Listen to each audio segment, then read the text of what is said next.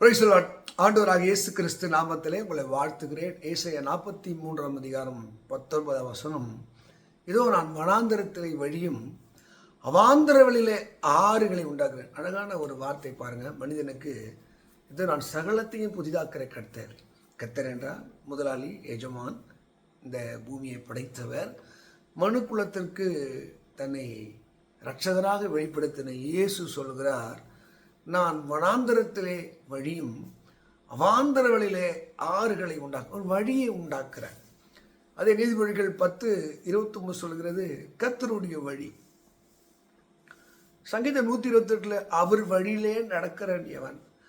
ஒரு வனாந்தரத்திலே, அதாவது வழி தெரியாம, வாழ வழி தெரியாம, போவதற்கு வழி தெரியாம தடுமாறுகிற மக்களுக்கு அவர் வழியாக இருக்கிறார். உன் வழியெல்லாம் நமக்குன்னு வழி இது. அவர் பாதையிலே, தேவனுடைய பாதை இருக்கு. நம்ம வழி எப்பவுமே செம்மையானது இருக்காதுங்க. ஆனால் தேவன் காட்டுகிற பாதை அது நீதியுள்ள பாதையாய், ஒழுக்கமுள்ள பாதையாய், ரட்சிப்பின் பாதையாய், அவர் வழி தெரியாமல் தடுமாறுகிற தவித்து கொண்டிருக்கிற மனு இனத்திற்கு அவர் சொல்லுகிறார், நான் வனாந்தரத்திலே நான் வழியை உனக்கு ஆயத்தம் பண்ணுகிறேன்.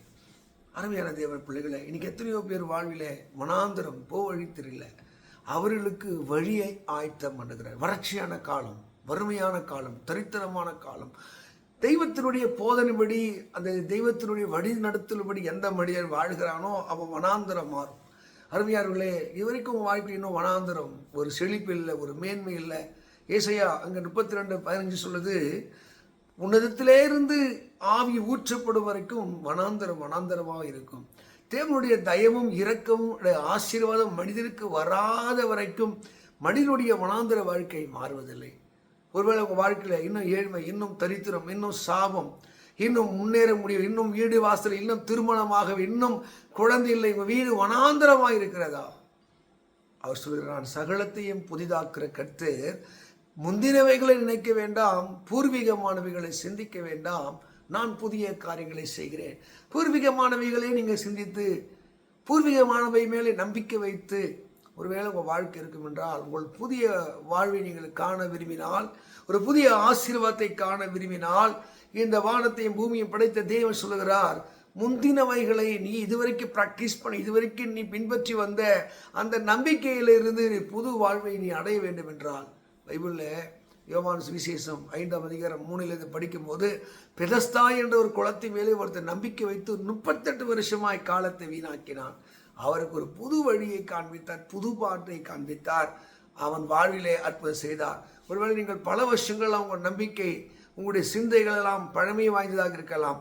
தேவன், இதோ நான் சகலத்தையும் புதிதாக்குற கர்த்தர், வனாந்தரத்திலே வழியும் அவாந்தர வழியில் நான் ஆறுகளை உண்டாக்கு. அவர் வழி உத்தவர்களுக்கு அரண், நானே வழியும் சத்தியமும் ஜீவனமாயிருக்கிற சொன்ன தேவன் உங்களுக்கு ஒரு புதிய வாழ்வை, புதிய ஆசீர்வாதங்களை அவர் ஆயத்தம் இருக்கிறார். நல்ல வழி என்று அறிந்து அதிலே நடவுங்கள், உங்கள் ஆத்மாவுக்கு இளைப்பார்கள். இயேசு நானே வழியும் சத்தியமும் ஜீவனமாயிருக்கிற சொன்ன தேவன் நம்ம வனாந்தரத்தை அவர் வயல்வெளியாக மாற்றுகிறார். வனாந்தரத்தில் வழி மாத்திரம் இல்லை, வனாந்தரமும் வறண்ட நிலமும் மகிழும் என்று இயேசு 30 சொல்கிறார். உங்கள் வனாந்தர வாழ்க்கை மகிழக்கூடியதாக, வயல்வெளியாக மாறக்கூடியதாக ஒரு ஆசீர்வாதத்தை தேவன் உங்களுக்காக வைத்திருக்கிறார். மக்களே, உங்கள் நம்பிக்கை, உங்கள் எதிர்பார்ப்பு இந்த தெய்வத்தின் மேலே இருக்கும் என்றால், உங்கள் வனாந்தரத்தை ஒரு விஷயம் நம்பி பாருங்கள், அவரிடத்தை விசுவாசம் வைத்து பாருங்கள், உங்கள் இதயத்தில் ஜெபம் செய்து பாருங்கள். இயேசுவே வனாந்தரத்தை மாற்றுன்னு சொல்லி பாருங்கள். வனாந்தரத்தை கூப்பிடு சத்தமாக வருவார், உங்கள் ஜெபத்தை கேட்பார், உங்கள் கண்ணீரை மாற்றுவார். வனாந்தரமும் வறண்ட நிலமும் மகிழும். வனாந்தரத்திலே வழி உண்டாக்கி அவாந்தர வழியிலே, வறட்சியான இடத்திலே ஆறுகளை அவர் தோன்ற பண்ணுவார். தான் சொன்னதை செய்கிற வரைக்கும் அவர் கைவிடாத தேவன். நம்பிக்கையுள்ள சிறைகளே, இயேசுவின் அண்டை திரும்புகள், உங்கள் சிறையிருப்பும் வேதனையும் கண்ணீரும் மாறும். இந்த ஏசாயா 43:19 வசனத்தின்படி அவர் வனாந்தரத்தில் வழியும் அவாந்தர வழியிலே ஆறுகளை உண்டாக்கி உங்களுக்கு புதிதை தோன்ற செய்வார். God bless you. கர்த்தர் இந்த வார்த்தையின்படியே உங்களை ஆசீர்வதிப்பாராக. ஆமென்.